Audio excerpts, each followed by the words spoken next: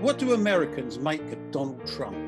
And how are American churches responding to coronavirus? We asked former church member and Birmingham Post reporter Andy Butcher, who has been working in the US writing about religious affairs for over 30 years. He calls in from Santa Rosa, Florida. And as a bonus, we also get the inside story on the royal wedding of Princess Diana and Prince Charles. But first, Donald Trump. He's just a hugely divisive figure here, and it would really depend kind of within which stream, say, of the church maybe that you are swimming would dictate your view on him.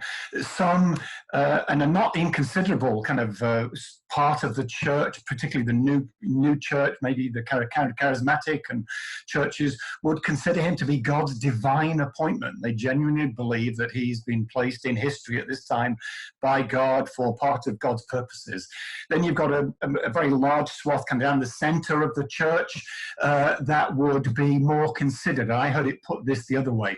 They don't believe that President Trump is a match made in heaven, a marriage made in heaven, but that he's kind of a marriage of convenience, if you will. So they kind of put up with him because they see some benefits for their own beliefs and agendas and so on. And then there's also a very considerable, often mainline church, but not only mainline churches, also some evangelicals who would just views him with great just horror. They just can't believe that people would want to kind of like conflate President Trump with Christian beliefs and values. So it's across the board. And what about his attitudes to coronavirus, though?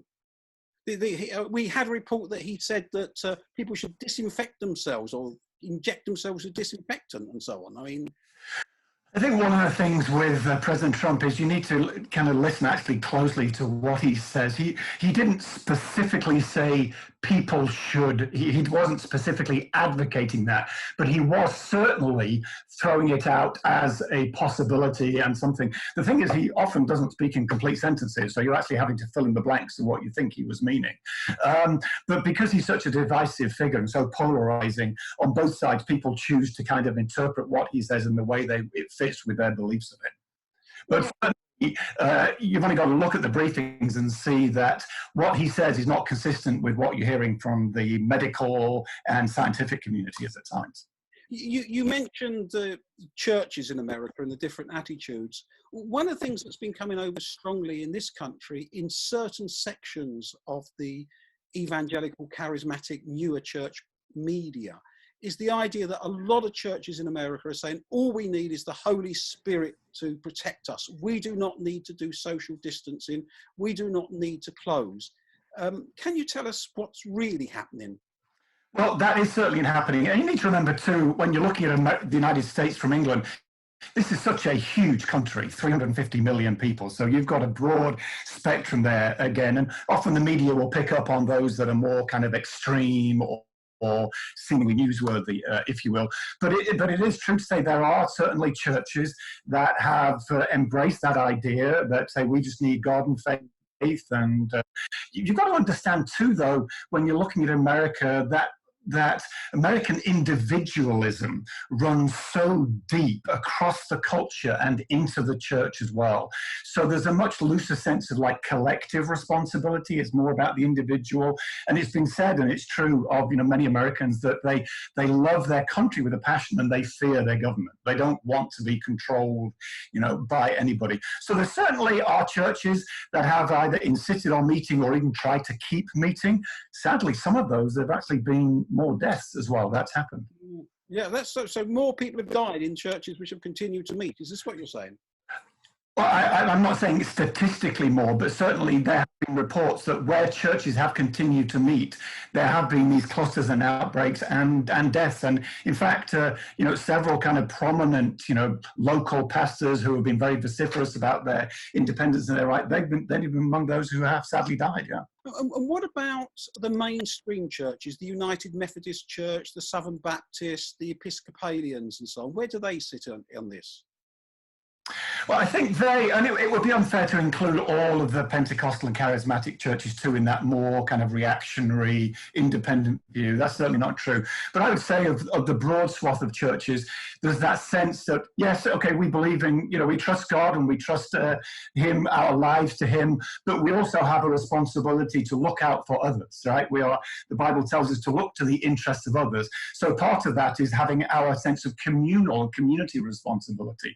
So although we may feel that God is going to protect us, we don't want to be presumptive on that, and we will then take steps and measures that will be protective of and caring for other people. You were a member of City Road for a few years. What memories do you have of us as a congregation? Yeah, I'd be glad to. This is such a joy to see you and to see City Road in the background there. I was a part of City Road for only probably a couple, 2 or 3 years in the early 1980s, but it was a hugely formative time in my life. I had just come back to faith as a young man. I had no real church background, affinity, heritage or anything, so I didn't know Methodist from Baptist, from anything else.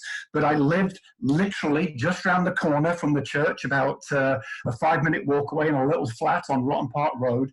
Right. And I met this community of people who knew and loved Jesus, and their lives have been transformed by his love. And I just fell in love with this crazy mix of people who believed Jesus was alive and living and wanted to change their lives and change their community. And so I look back with great affection and appreciation to all the people there putting up with this kind of rather rough and ready 20-something who didn't know anything about anything. They were very patient and gracious with me. As I say, those days were hugely formative in who I become and am trying to continue to become. And you used to work for the Birmingham Post, which now sadly is only weekly. Yes, I did, back in its daily days. And what was the biggest story or the most fondest memory you had of that? Well, one of my full-time roles there was as medical correspondent, which was kind of amusing because I was the least qualified person. I think they figured if I could understand what I was writing about, then all the readers would too. But I also did a lot of general assignment reporting, and I actually got to attend Charles and Diana's wedding. I was one of only a few hundred people in the world inside St. Paul's Cathedral for the wedding. Our newspaper, there was a huge media interest, as you remember, around the world.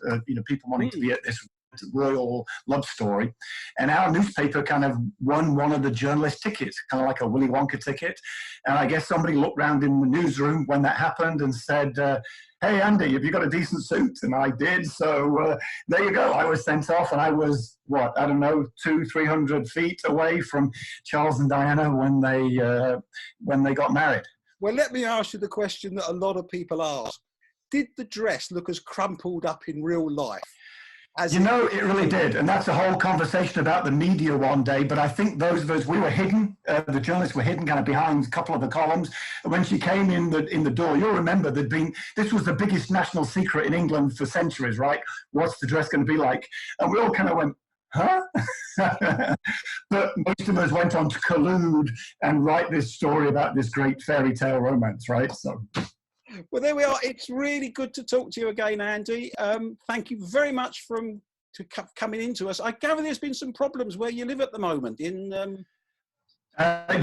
the day before last, we had a wildfire that came, thankfully, only within a mile of where we lived, but there were a number of homes in our community, including our church, that were burned to the ground. So, yeah, just something else to be dealing with in these crazy days, huh? Okay, well, thank you very much, Andy, for coming in onto the programme today. Thank you. Okay, thank you, and greetings to all my old friends there. Okay, goodbye. Thank you.